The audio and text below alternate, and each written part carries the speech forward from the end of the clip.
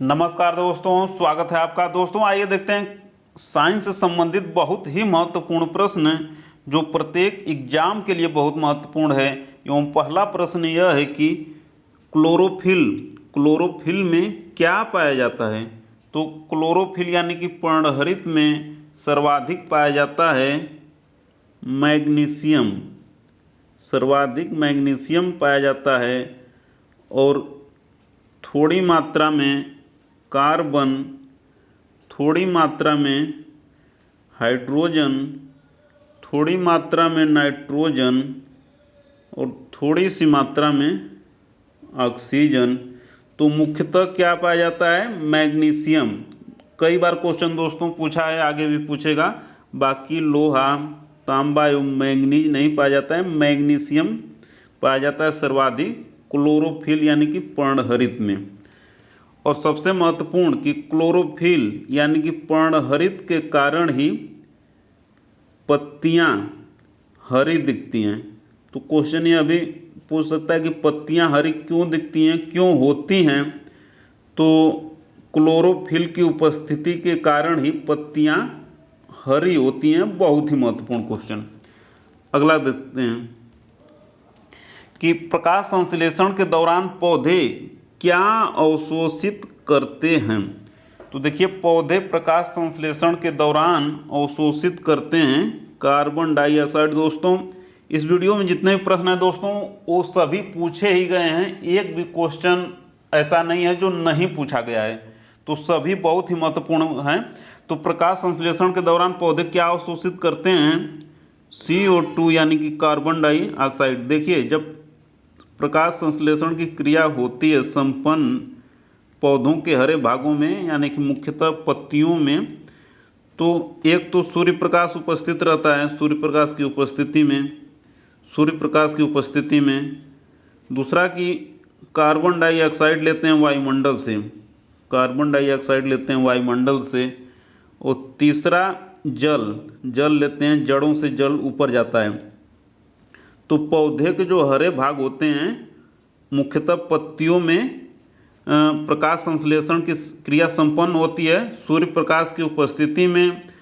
वायुमंडल से लेते हैं कार्बन डाइऑक्साइड और जल, इन तीन की उपस्थिति में प्रकाश संश्लेषण क्रिया संपन्न होती है और इसी से पौधों को भोजन मिलता है। और तीन लेते हैं और देते क्या हैं? जीवनदायिनी ऑक्सीजन देते हैं। लेते क्या हैं? CO2 यानी कि कार्बन डाइऑक्साइड, जल एवं सूर्य का प्रकाश की उपस्थिति में। इन तीन की सहायता से पौधे अपना भोजन बनाते हैं यानी कि प्रकाश संश्लेषण की प्रक्रिया संपन्न होती है और बदले में देते हैं ऑक्सीजन यानी कि जीवनदायिनी ऑक्सीजन देते हैं। अगला क्वेश्चन यह है कि हरे पौधे द्वारा प्रकाश संश्लेषण की प्रक्रिया में प्रयुक्त सौर ऊर्जा का रूपांतरण किस रूप में होता है। दोस्तों कई बार क्वेश्चन ये पूछा है कि सौर ऊर्जा का रूपांतरण किस रूप में होता है? रासायनिक ऊर्जा, भौतिक ऊर्जा, दोनों उपर्युक्त में से कोई नहीं। तो इसका आंसर है ए, रासायनिक ऊर्जा। यानी कि हरे पौधे द्वारा प्रकाश संश्लेषण की प्रक्रिया में प्रयुक्त सौर ऊर्जा का रूपांतरण रासायनिक ऊर्जा के रूप में होता है, इसको याद रखना है। अगला क्वेश्चन यह है कि प्रकाश संश्लेषण की प्रक्रिया के लिए किसकी उपस्थिति आवश्यक नहीं है? किसकी उपस्थिति आवश्यक नहीं है? तो पीछे देख चुके हैं इसकी व्याख्या में कि ऑक्सीजन की उपस्थिति आवश्यक नहीं है। बाकी इन तीन की, सूर्य प्रकाश की उपस्थिति में जल एवं कार्बन डाइऑक्साइड के सहयोग से पौधे अपना भोजन बनाते हैं यानी कि प्रकाश संश्लेषण की संपन्न क्रिया होती है। और बदले में क्या देते हैं? ऑक्सीजन।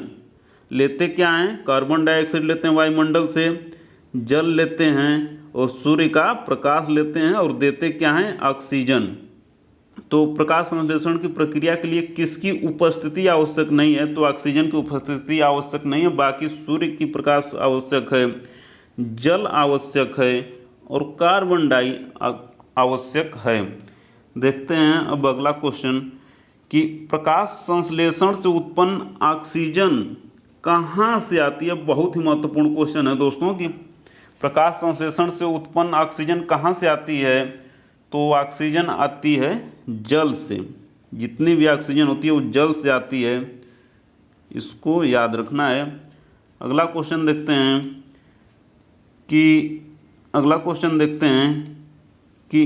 पौधे प्रकाश संश्लेषण की प्रक्रिया में किस रंग का अवशोषण ज़्यादा करते हैं। किस रंग का अवशोषण ज़्यादा करते हैं। तो पौधे प्रकाश संश्लेषण की प्रक्रिया में लाल एवं नीला रंग का अवशोषण सबसे ज़्यादा करते हैं। अगला क्वेश्चन है दोस्तों कि पृथ्वी पर अधिकांश ऑक्सीजन का उत्पादन किससे होता है। पृथ्वी पर अधिकांश ऑक्सीजन का उत्पादन किससे होता है। तो वो होता है शैवाल से। जलीय पौधे एवं शैवाल से पृथ्वी पर जितनी भी ऑक्सीजन है उसका 80% से भी ज़्यादा उत्पादन किससे होता है। वो होता है शैवाल से, जलीय पौधे एवं शैवाल से। तो ये शैवाल इसका आंसर हो जाएगा। अगला क्वेश्चन यह है दोस्तों कि प्रकाश संश्लेषण होता है, बहुत ही महत्वपूर्ण क्वेश्चन दोस्तों, कि प्रकाश संश्लेषण होता है दिन में, रात में, दिन में अथवा रात में, भोर में। तो इसका आंसर हो जाएगा सी। आंसर क्या हो जाएगा? सी, दिन में अथवा रात में।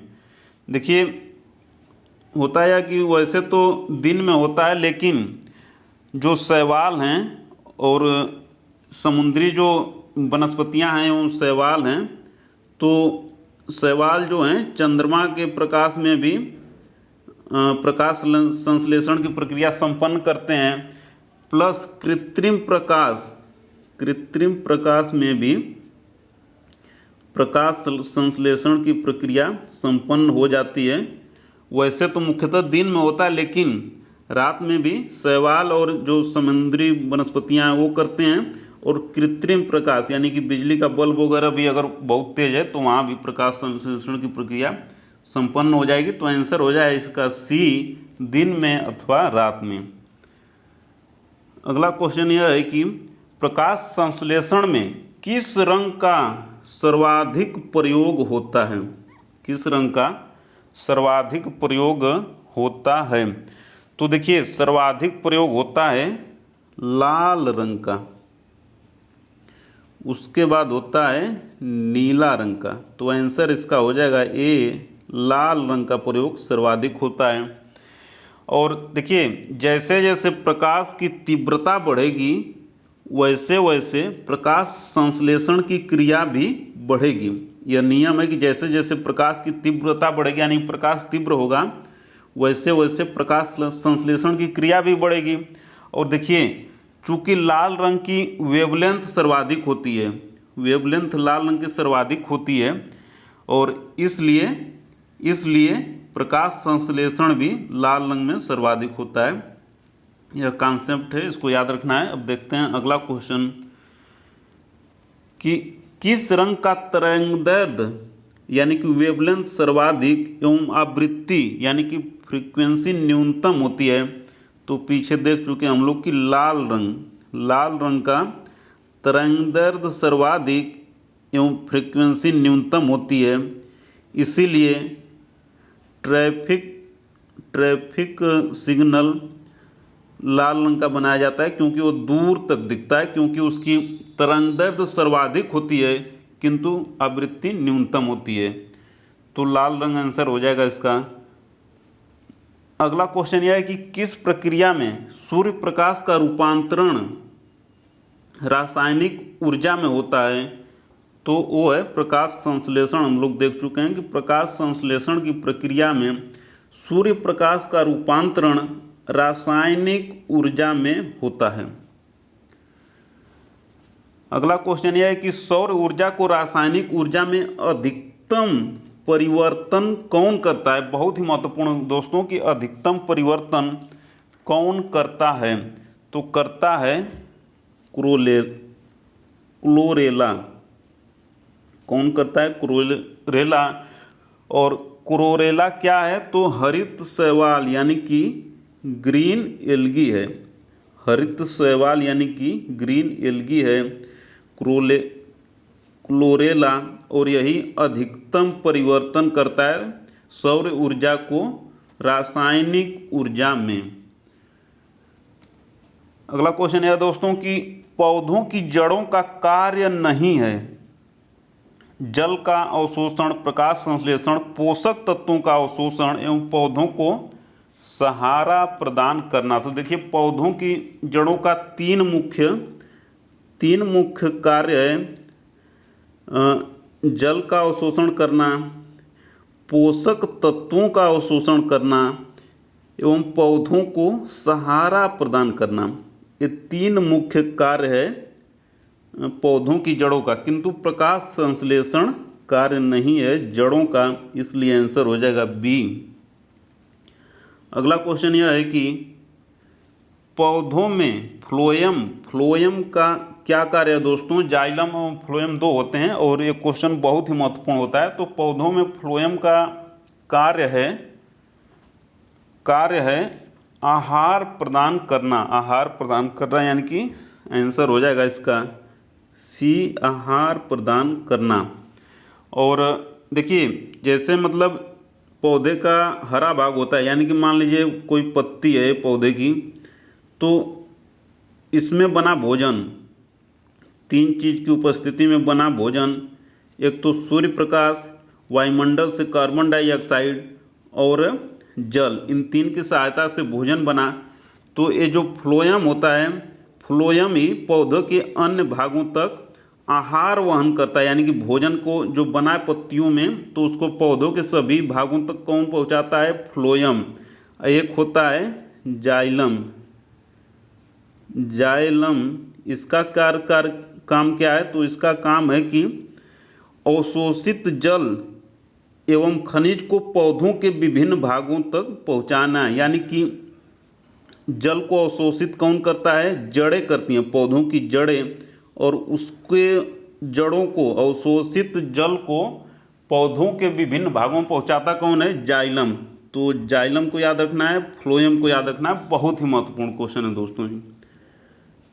अगला क्वेश्चन यह है दोस्तों कि कौन सा पोषक तत्व दलहनी फसलों में गांठ गठन के लिए जिम्मेदार है? तो वो है बोरान।